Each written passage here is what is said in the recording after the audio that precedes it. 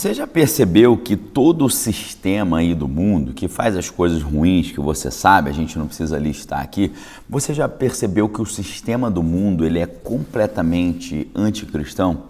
Que ele é completamente contrário ao cristianismo? Você já percebeu isso? Isso para você deve ser uma enorme resposta para talvez as maiores perguntas que você pode fazer a si mesmo hoje. Quais são essas perguntas?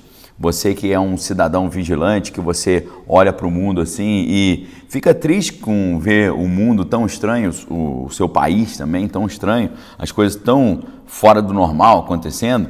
A pergunta que você faz, como isso poderia melhorar? Tem alguma chance disso melhorar? É possível que algum dia isso melhore? Existe algum caminho de que essa situação que está tão negativa tem uma perspectiva de ter um futuro melhor? Você às vezes tem um filho e você pensa assim, que mundo é esse que eu vou deixar para o meu filho? Que mundo é esse no qual o meu filho vai ser criado? Será que eu vou deixar o meu filho num mundo que é seguro, que é tranquilo, que tem um mínimo ali de ordem? Então essas são questões que trazem assim uma angústia muito grande para a pessoa de bem, para o pai, para a pessoa que tem uma família, que quer o bem do seu país, que quer simplesmente poder acordar e trabalhar e retornar em segurança para o seu lar, ter um emprego. Todas essas angústias e todas essas perguntas, elas têm grandes respostas. Muitas vezes a pessoa acha que se ela escolher o representante correto e esse representante estiver lá a representando no sistema do poder, isso vai trazer um futuro melhor. É claro que isso pode trazer um futuro melhor, mas eu quero mostrar para você que existe uma resposta gigante e clara para isso dentro da própria maneira como o sistema lida com a sociedade. Quando o sistema olha e diz que o cristianismo não é uma coisa boa, diz que a igreja não é um negócio legal, nisso aí você tem um sinal. Por quê? Se eles estão tão preocupados em retirar o cristianismo de cena, é porque eles enxergam no cristianismo um problema. Para eles enxergam no cristianismo um obstáculo à conclusão e realização dos seus planos e objetivos. É porque eles enxergam no cristianismo uma pedra no sapato. Ou seja, isso aí já é suficiente para você perceber e concluir que você não precisa inventar um sistema novo, uma filosofia nova, uma solução mirabolante, inventar ali toda uma tecnologia nova, criar toda uma dinâmica nova, um sistema de ensino novo. Você não precisa gastar seu neurônio, seu tempo, seu cérebro, seu dinheiro inventando a roda novamente. A roda já foi inventada e a roda é o próprio cristianismo.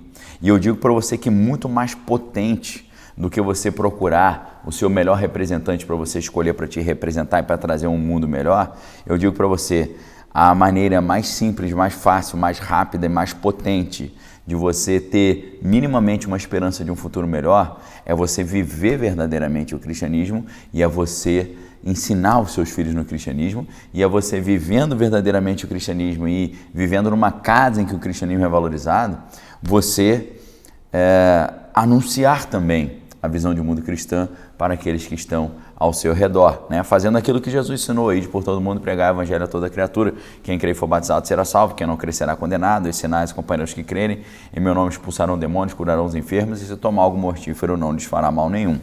Isso aí é a solução.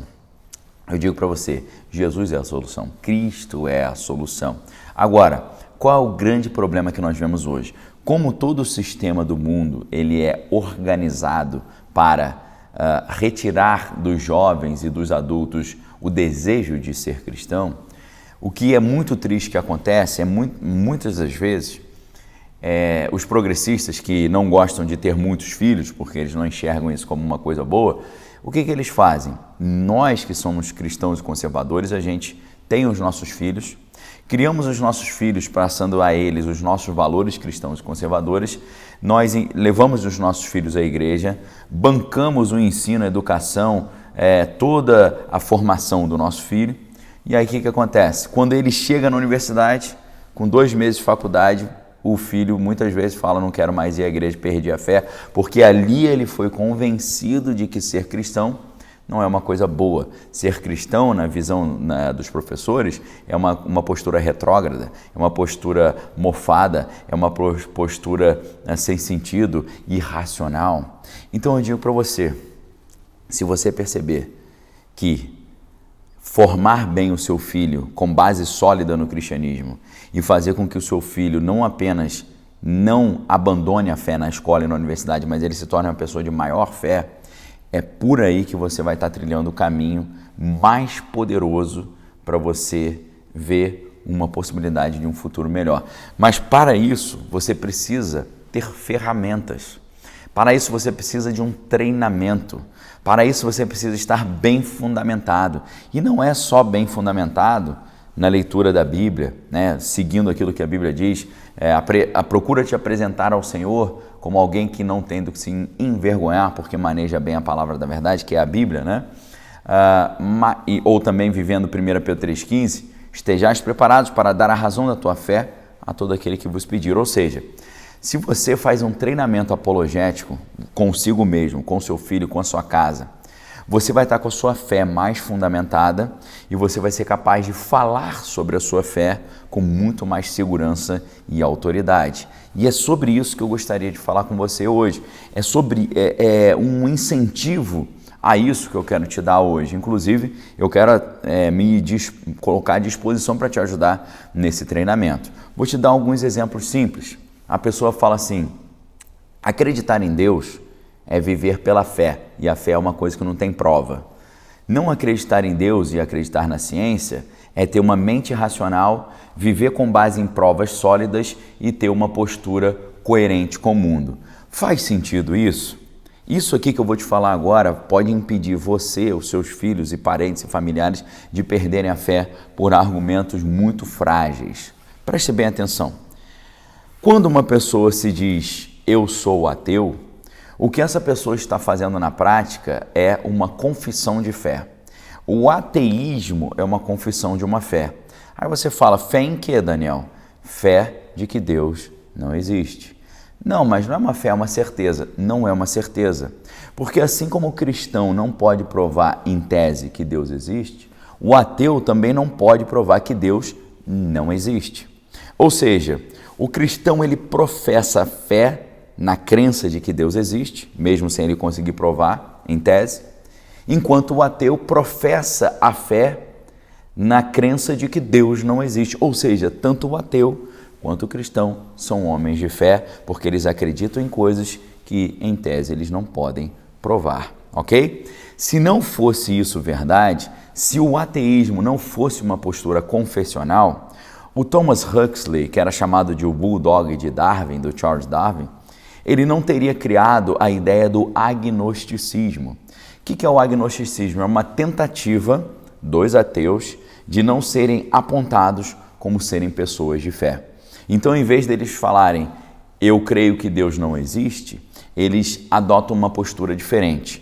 Eu não tenho interesse no tema da existência ou não de Deus. Isso para mim é irrelevante, não faz diferença nenhuma para a minha vida, então eu não tenho nada a declarar sobre isso, a não ser de que esse assunto não me interessa. Essa é uma estratégia muito maquiavélica para tentar dizer que eles não têm fé, porque eles evitam professar a fé da não existência de Deus ou dizer eu creio que Deus não existe, apesar de eu não conseguir provar, portanto eu também sou um homem de fé. Então o agnosticismo é uma espécie de gambiarra, é uma espécie de maracutaia lógica para tentar não ter que reconhecer que também é uma pessoa de fé. Esse argumento que eu dei para você agora, nesse vídeo, ele é suficiente para você perceber que você não é menor nem irracional por ter fé que Deus existe, porque o ateu, ele também tem a fé de que Deus não existe, apesar dele não poder provar. A grande pergunta é, quem tem uma fé maior? Qual fé é mais fundamentada ou menos fundamentada? Qual fé é mais garantida, segura e qual fé é menos garantida e segura? Eles dizem assim, a crença cristã ela é sem base, porque a crença cristã não tem provas. A lógica vai nos mostrar que a crença cristã ela tem base, sabe por quê? Porque a crença cristã, ela está prontamente qualificada naquilo que é a avaliação tradicional para você dizer e confirmar se uma crença faz sentido ou não. Sabe por quê? Porque você tem 3 tipos de crenças que são crenças ali completamente validadas, garantidas e fundamentadas. Por quê? se você tem uma crença que é evidente para os sentidos, essa é uma crença fundamentada. O que é uma crença evidente para os sentidos? Eu estou vendo uma árvore e eu digo, eu creio que essa árvore existe porque eu estou vendo ela. Quando você tem uma crença que ela é uma crença comprobatória, você também tem uma crença fundamentada, que é você crer que 2 mais 2 é 4, isso pela lógica você chega a isso. O que significa isso que eu estou te dizendo? E isso eu estou tirando de um livro muito interessante do filósofo da linguagem Alvin Plantinga, onde ele vai tratar exatamente sobre essa questão da fé fundamentada. Nesse livro, ele vai dizer, o cristianismo, ele tem fé sim, né? no livro Conhecimento e Crença Cristã. Nesse livro, ele vai mostrar para você que a ciência também tem fé, porque ela acredita no seu próprio método, e o cristão também tem fé. Mas ao contrário do que eles dizem, a nossa fé tem sim fundamento, porque ela é uma fé de uma modalidade que é plenamente legítima, ok? Isso tudo que eu disse aqui para você já é uma blindagem para sua mente, para você ser cristão com convicção, sabendo que por ser cristão você não está adotando uma postura irracional, nem insana e nem inferior, uma vez que a própria fé, a própria ciência, ela depende muito da fé também, ok? Viva o cristianismo de verdade, estude apologética, estude os trabalhos do Alvin Plantinga, estude os livros do William Lane Craig, estude os livros do Alistair McGrath, estude livros que vão fundamentar a fé cristã, porque se você tiver uma fé cristã bem fundamentada e ensinar o teu filho a viver uma fé cristã bem fundamentada, você está sendo um agente de transformação para o mundo, muito melhor às vezes do que você escolher um representante que vai te representar no sistema de poder, acreditando que assim você terá um mundo melhor, ok? Fica essa dica para você, forte abraço, fique com Deus, examine todas as coisas que tem que é bom. Voltamos em breve com mais conteúdo aqui no nosso canal. Um abraço, se você quiser estudar comigo, primeiro link aqui embaixo, lá para o Manual 2023, onde eu farei ali, a gente vai estudar junto, tudo isso para fundamentar melhor a nossa fé, ok? Um abraço, fique com Deus, valeu!